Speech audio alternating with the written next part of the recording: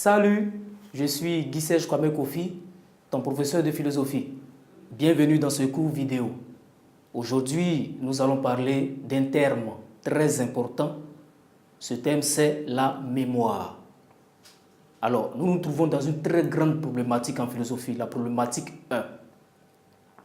L'homme peut-il relever le défi d'une existence libre? Le problème 1 se décline comme suite. La connaissance de l'homme est-elle possible? Quand on parle de possibilité, elle inclut l'éventualité de difficulté. Notre objectif se décline comme suite. C'est de montrer la complexité de la nature humaine. Si tu veux, la complexité de la nature de l'homme. Mais dans cette vidéo, nous allons voir l'homme comme un être de mémoire. Il y a un plan qui est élaboré. D'abord, l'approche définitionnelle de la mémoire. Ensuite, le rôle de la mémoire dans la connaissance de l'homme. Et enfin, l'oubli comme condition de la mémoire. Maintenant, chers amis, allons d'abord avec l'approche définitionnelle de la mémoire. La mémoire se définit comme la capacité ou la faculté psychique nous permettant de nous souvenir des événements passés. La mémoire désigne ainsi la fonction du passé. Elle doit être comprise sous deux angles, la mémoire habitude et la mémoire vraie. La mémoire habitude est une acquisition des souvenirs par répétition mécanique d'un effort monotone.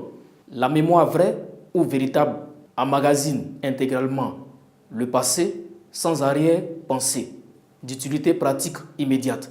Si la première est commune à l'homme et à l'animal, cette seconde forme de mémoire est propre au sujet humain.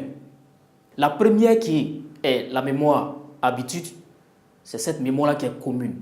Même les animaux ont cette mémoire. Le fait de vaquer, par exemple, à certaines occupations. Quand tu te lèves le matin, tu vas au boulot, tu programmes des choses à l'avance, c'est une mémoire qui est commune.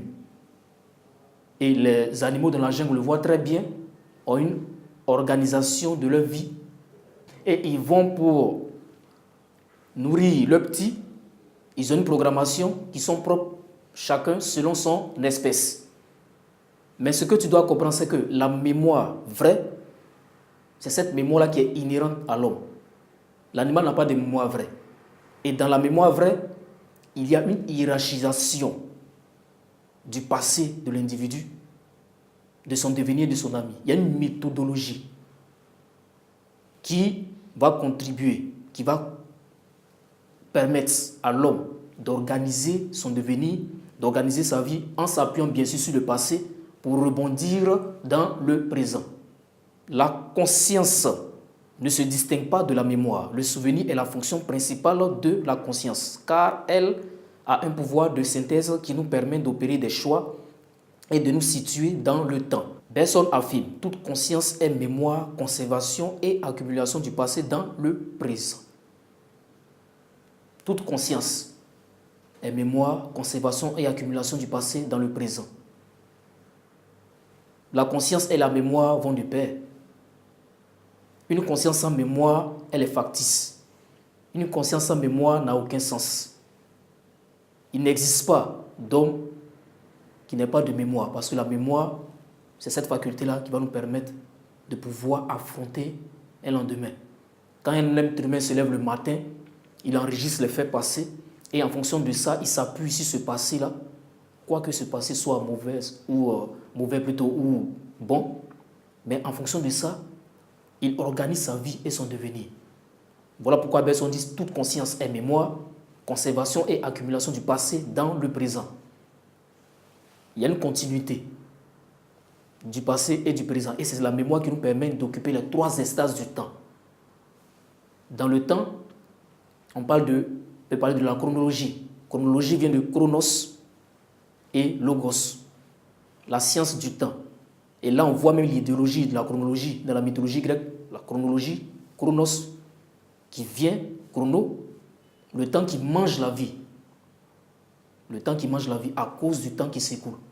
Bon, ça, c'était juste une petite digression pour t'expliquer un peu voilà, ce que c'est que la mémoire en rapport avec le temps, même si elle n'est pas plus explicite, elle n'est pas encore explicite sur la fiche de cours.